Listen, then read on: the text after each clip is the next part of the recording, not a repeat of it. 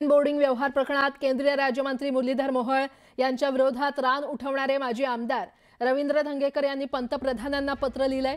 जैन बोर्डिंगचा व्यवहार रद्द व्हावा आणि संपूर्ण प्रकरणाची कठोर चौकशी व्हावी यासाठी पंतप्रधान नरेंद्र मोदी यांना पत्राद्वारे आपण विनंती करत आहोत असं धंगेकर यांनी म्हटलंय।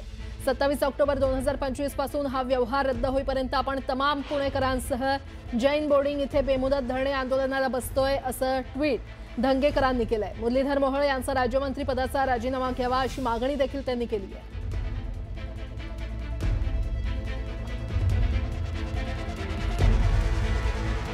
तर पंतप्रधान नरेंद्र मोदी यांना धंगेकरांनी पत्र लिहिलेलं आहे आणि त्यामध्ये मुरलीधर मोहोळ यांच्या राजीनाम्याची ही मागणी त्यांनी केलेली आहे। तर पुण्यामध्ये रवींद्र धंगेकर हे आंदोलन करणार आहेत।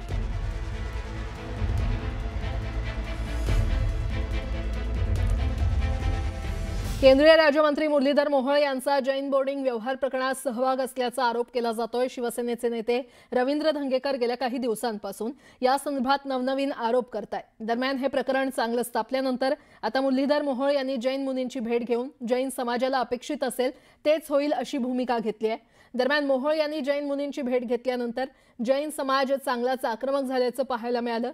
मोहोळ यांच्या समोरच जैन समाजानं जोरदार घोषणाबाजी केली, त्यामुळे मोहोळ यांना जैन समाजाच्या रोषाचा सामना करावा लागलाय आणि त्यानंतर मोहोळ यांनी काढता पाय घेतला।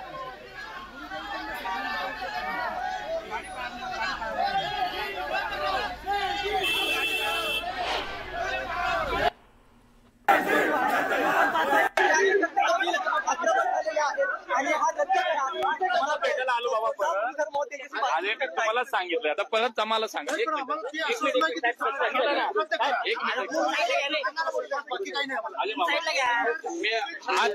आज काय सांगितलं की 1 तारखेला हा विषय संपलेला असेल, तुम्हाला हवं तसाच निकाल मिळेल एवढंच सांगितलं ना। तोच विषय ना। घोषणा कुठून आल्या? दुसरी एक मागणी आहे, कुठून घोषणा आल्या?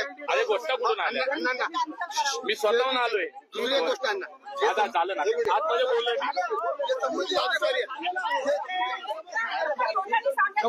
मी सांगितलं ताई सांगितलं ना 100%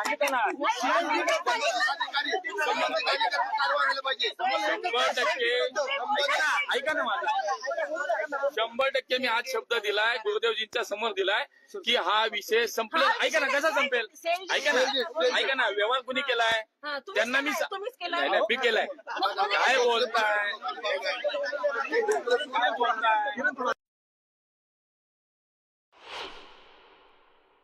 गुरुदेव आणि माझ्यात खूप चांगली सगळ्यांच्या समोर चर्चा झाली। समोर खूप लोक बसलेली होती, त्यातलं एकही माणूस उठलं नाही आणि ही सगळी चर्चा झाली, सकारात्मक चर्चा झाली आणि मी बाहेर निघालो। गाडीपाशी आल्यानंतर कोणी ते 2 लोक सोडलेलीच होती, ते कुठं ते 2 लोक बाबा हे रद्द करा मला माहित नाही, पण मला असं वाटतं तिथे राजकारण करण्याची ती जागाच नव्हती। मला असं वाटतं त्यांना जे काही सांगायचे ते गुरुदेवच सांगतील, त्यांच्या समाजाचेच ते जे काही आचार्य आहेत किंवा त्यांच्या समाजाचे जे गुरु तेच त्यांना सांगतील आता कोण होते ते माहिती घेतील। कारण मला माहिती आहे की त्यांनाही आवडलेलं नसेल। 2-3 लोक होती सोडलेली, कुठून ते बाहेर न आली, घोषणा देऊन गेली।